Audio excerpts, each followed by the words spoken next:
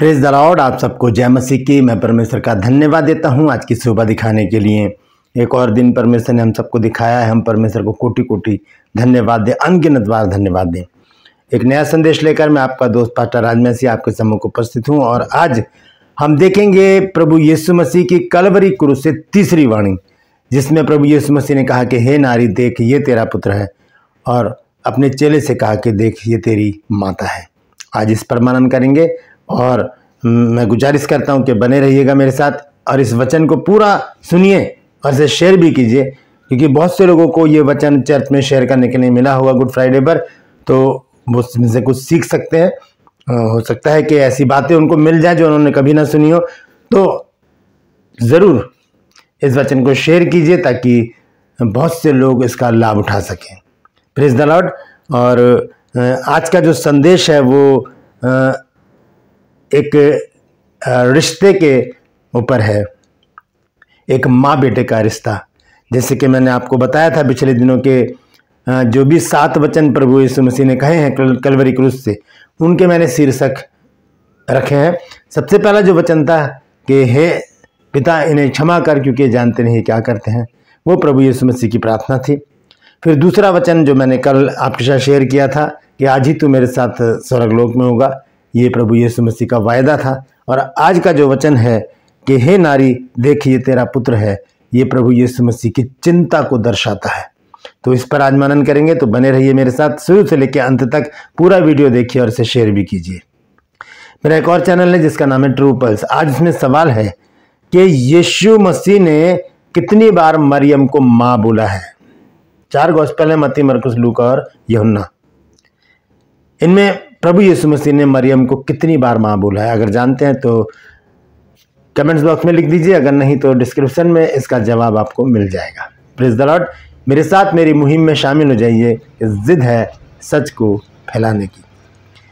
हमारा Bible school है दिल्ली में। अगर आप चाहते हैं कि इसमें कॉरेस्पॉन्डेंस कोर्स शुरू होने वाला है 8 मई से, 8वां बैच है। अगर आप चाहते हैं कि इसमें हिस्सा लें तो इस नंबर पर मुझे मैसेज कीजिए और उसका जवाब आपको मिलेगा और सारा प्रोसीजर आपको बताया जाएगा कि आपको आगे करना क्या है। 1 साल का कोर्स है और कॉरेस्पॉन्डेंस है। घर बैठे आपको बुक्स आएंगी, वो आपको पढ़नी है और सारी बात आपको अच्छी तरह समझा दी जाएगी। तो अगर आप करना चाहते हैं तो बहुत अच्छा मौका है, बहुत अच्छी शिक्षा है, आप सब जानते हैं अच्छी तरह से। तो इस नंबर पर आप मुझे मैसेज कीजिए, व्हाट्सएप मैसेज कीजिए और आपको सारी जानकारी दी जाएगी। Praise the Lord. एक छोटी सी प्रार्थना करके आज के वचन को शुरू करेंगे। प्रभु जी, मैं धन्यवाद देता हूँ आज की सुबह के लिए तूने दिखाई है। आज के वचन को शेयर करने मेरी मदद सहायता कर। मेरे होठों को, मेरे दिलो दिमाग को छूकर ब्लेस कर। मेरी आत्मा और मेरा शरीर तेरे ही कब्जे में रहे, ताकि बोलने वाला मनुष्य नहीं बल्कि तेरा आत्मा हो। जो भी गूढ़ भेद की बातें इस वचन में छिपी हैं वो हम पे प्रकट करना प्रभु, ताकि हम उन बातों को जाने और समझे और उसी के अनुसार अपने जीवनों को व्यतीत करने वाले बन सकें। जितने भी लोग इस वचन को देख रहे हैं, सुन रहे हैं, उन सब पर मैं तेरी आशीष बोलता हूँ। हर एक को आशीषित कर, हर एक की कमी घटियों को दूर कर, जरूरतों को पूरा कर, कमाइयों में बरकत दे, बेरोजगारी दूर कर, बांझपन दूर कर प्रभु जी, नशा कर्जे दूर कर मेरे प्रभु जी, हर एक घर से मेरे परमेश्वर प्रभु जी। असाध्य रोग, बुरी बुरी बीमारियां जो भी घरों में है उन्हें भी निकाल के दूर कर प्रभु जी। अपने बच्चों को जीवन में खुशहाली दे, चंगाई दे, भला चंगा रख मेरे प्रभु जी, और अपने बच्चों की अगुवाई कर। धन्यवाद देता हूँ प्रभु, तूने मेरी प्रार्थना को सुन लिया। प्रभु यीशु के नाम से मांगता हूँ, आमीन। Praise the Lord. तो आइए आज के इस संदेश को हम देखेंगे। ये है यूहन्ना रचित सुसमाचार और उसका 19 अध्याय 26 और 27 पद। ये प्रभु यीशु मसीह की तीसरी वाणी है जो प्रभु यीशु मसीह ने कलवरी क्रूस के ऊपर से कही है। यूहन्ना रचित सुसमाचार 19 अध्याय उसका 26 और 27 पद। यहाँ पर इस प्रकार से लिखा है, यीशु ने अपनी माता और उस चेले को जिसे वह प्रेम रखता था पास खड़े देखकर अपनी माता से कहा, हे नारी देख यह तेरा पुत्र है। तब उस चेले से कहा, ये तेरी माता है, और उसी समय से वह चेला उसे अपने घर ले गया। तो यहाँ पर एक छोटी सी प्रक्रिया है, यहाँ पर ध्यान से सुनिएगा। यहाँ पर प्रभु यीशु मसीह क्रूस पर लटके हुए हैं और नीचे जो है मरियम जो है वो बिलक बिलक कर रो रही है, क्योंकि उसके बेटे को, बेकसूर बेटे को कलवरी क्रूस पर चढ़ा दिया गया है।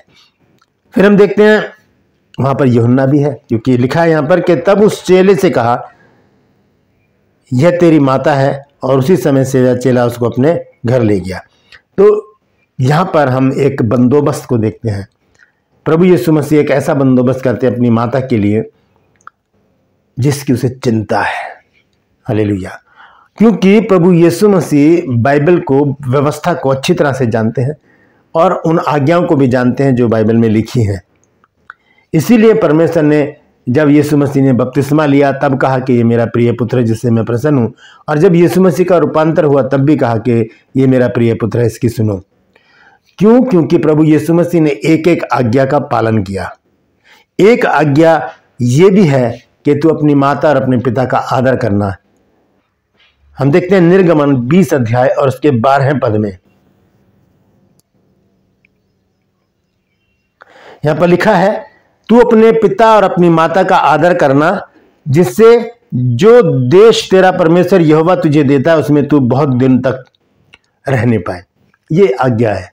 ये किसके विषय में है? ये माता पिता के विषय में आज्ञा। और माता पिता के विषय में बाइबल बहुत अच्छी तरह से हमें समझाती है कि हमें किस तरह से अपने माता पिता के साथ व्यवहार करना चाहिए। एक आदर्श बेटे का फर्ज प्रभु यीशु मसीह ने निभाया है, क्योंकि यीशु मसीह तो संसार को छोड़कर जा ही रहे थे दैहिक रूप से, आत्मिक रूप से तो आज भी प्रभु यीशु मसीह हमारे साथ है। तो जो अपनी माँ की चिंता करता है, एक ऐसा आदर्श बेटा। नहीं तो आजकल के ज़माने में क्या होता है कि माँ या बाप को जब बुज़ुर्ग हो जाते हैं तो ओल्ड एज होम में छोड़ दिया जाता है। ओल्ड एज होम में एक छोटी सी कहानी आपके साथ शेयर करता हूँ कि एक लड़का एक अपनी वाइफ के साथ रहता था और दोनों काम करते थे और उनके साथ उनके पिताजी रहते थे। और सिर्फ 3 लोग हैं घर में, लेकिन फिर भी जो लड़के की जो वाइफ है उसे बड़ी परेशानी है। वो बार बार अपने पति से कहती है कि पापा को कहीं पर ओल्ड एज होम में छोड़ दो, मैं थक कर आती हूँ, मुझसे नहीं होता, 3 लोगों का खाना मुझसे नहीं बनाया जाता। बहुत बार क्या होता है कि वो सुनता फिर एक दिन वो अपने मन में ठान ही लेता है कि हाँ मैं ऐसा करता हूँ। फिर वो जाकर कहीं पर बात करता है और फिर एक दिन छुट्टी वाले दिन अपने पिता को गाड़ी में बिठाता है, कहता है पापा मैं आपको बुरा मत मानना, यहाँ पर नहीं हो पा रहा है हमसे कुछ, इसलिए आपको ओल्ड एज होम में हम छोड़ रहे हैं। हाँ, हम आते जाते रहेंगे, आपकी देखभाल करते रहेंगे। तो पिताजी ने कुछ नहीं बोला और वो वहाँ से वो गाड़ी में बैठकर वो चले गए, अपना सामान गाड़ी में रखा और चल दिए।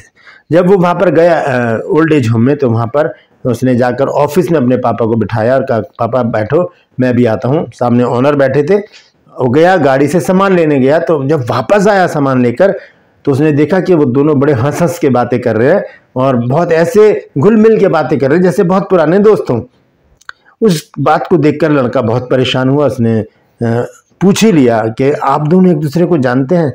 तब उस ऑनर ने कहा कि हाँ बेटा, हम तो बहुत पुराने जानकार हैं एक दूसरे के। आज से 18 साल पहले ये यहाँ पर आए थे, इनके कोई औलाद नहीं थी और इन्होंने एक लड़का गोद लिया था और वो लड़का तू है। ये बात सुनते ही उस लड़के का क्या हाल हुआ होगा आप और मैं अच्छी तरह से जान सकते हैं। एक अनाथ को एक व्यक्ति ने पाल पोस कर बड़ा किया और उसने उसको कहाँ पहुँचा दिया? ओल्ड एज होम में। दोस्तों, ये तो अनाथ की बात है, लेकिन हमारे जो सगे होते हैं, सगे, वो भी क्या करते हैं? अपने माता पिता की कदर नहीं करते और उन्हें कहाँ छोड़ देते हैं? ओल्ड एज होम में छोड़ देते हैं या घर से निकाल देते हैं। लड़ाई झगड़े करते हैं, ज़मीन जायदाद के ऊपर लड़ाई झगड़े करते हैं, छोटी छोटी बातों में तू मैं होती है और क्या करते हैं? उनका आदर नहीं करते। यीशु मसीह आज के वचन से हमें एक बात सिखाते हैं कि हम अपने माता पिता का आदर करें, उनकी चिंता करें और उन्हें एक ऐसा बंदोबस्त करके दें जिससे उनको कोई भी चिंता ना हो।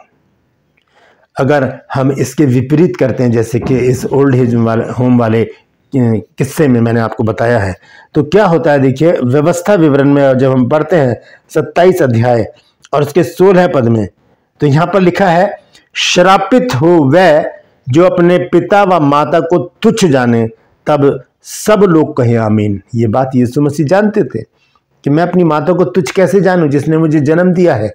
मुझे इसका बंदोबस्त करना पड़ेगा, क्योंकि यीशु मसीह तो जा रहे थे संसार को छोड़कर, तो उनका बंदोबस्त करना पड़ा। यीशु मसीह को करना था, क्योंकि यीशु मसीह को चिंता थी अपनी माँ की।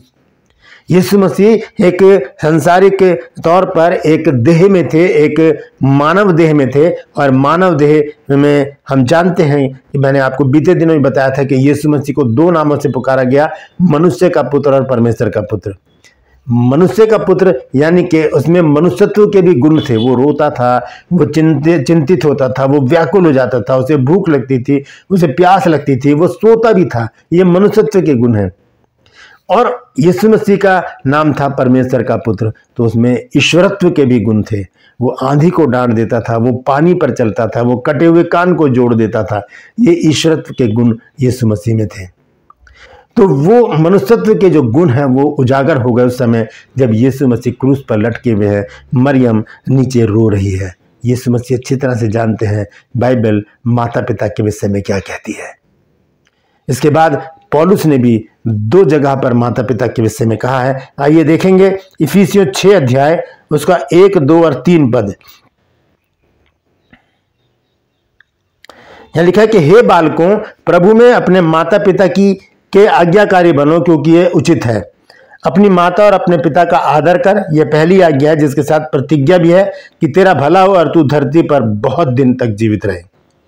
ये संत पौलुस ने लिखा।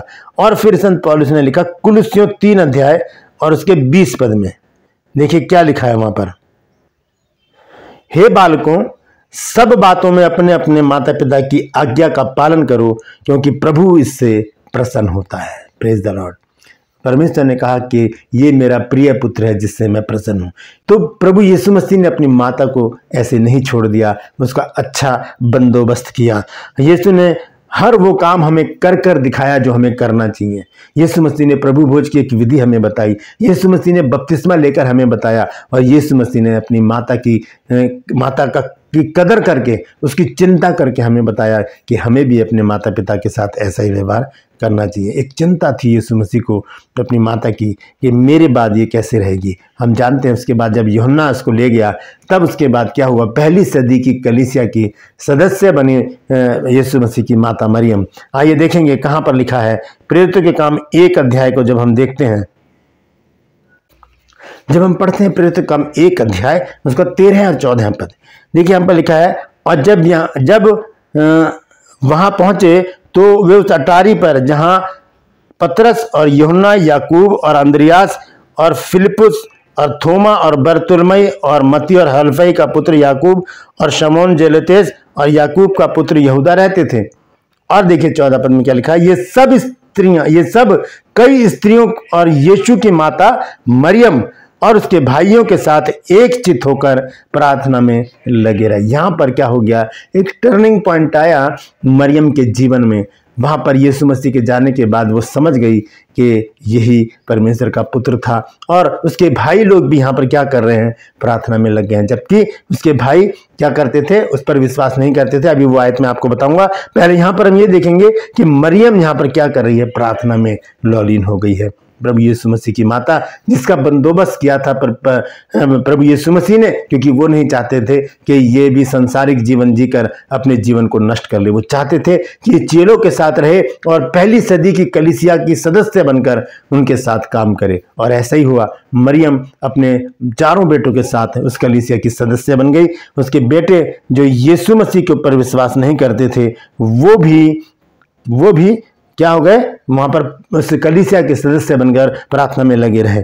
देखिए यूहन्ना 7 अध्याय और उसके 5 पद में लिखा है, क्योंकि उसके भाई भी उस पर विश्वास नहीं करते थे। लेकिन जब यीशु मसीह क्रूसिफाइड हो गए, मर गए और स्वर्ग में चले गए, उसके बाद इन लोगों ने विश्वास किया। चेलों ने भी तभी विश्वास किया और पहली सदी की कलीसिया की स्थापना की यीशु मसीह ने।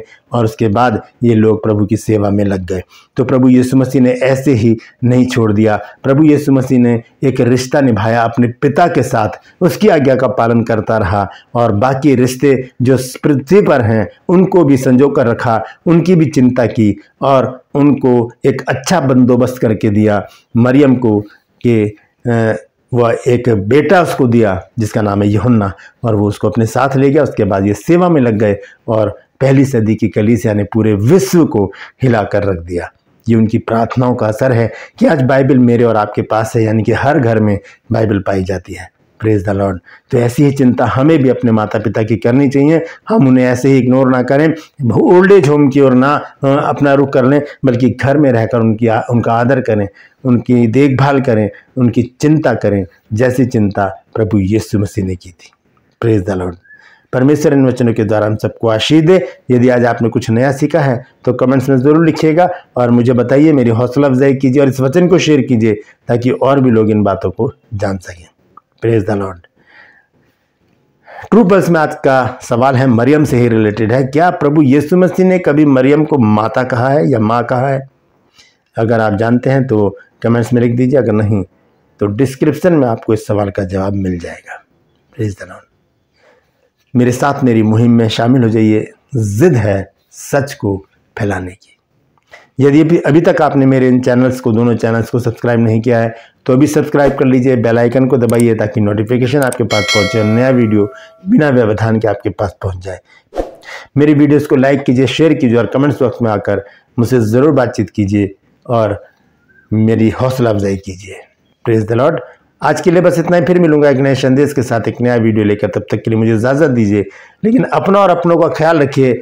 और अगर आप बाइबल क्लासेस करना चाहते हैं तो इस नंबर पर मुझे व्हाट्सअप ज़रूर कीजिए। 8 मई से 8वां बैच स्टार्ट हो रहा है। कॉरेस्पोंडेंस कोर्स का 1 साल का कोर्स है।